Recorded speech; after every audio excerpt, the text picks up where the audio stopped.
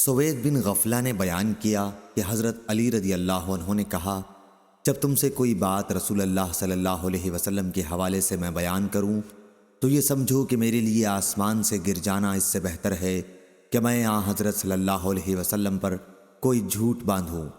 البتہ جب میں اپنی طرف سے کوئی بات تم سے کہوں تو لڑائی تو تدبیر اور فریب ہی کا نام ہے، اس میں کوئی بات بنا کر کہوں تو ممکن ہے۔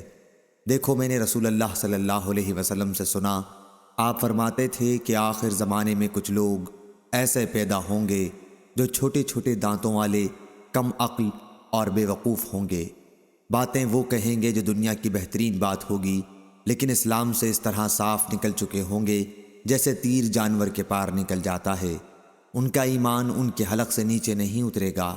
تم انہیں جہاں بھی پاؤ قتل کر دو، کیونکہ ان کے قتل سے قاتل کے لیے قیامت کے دن ثواب ملے گا۔ صحیح بخاری حدیث نمبر 3611۔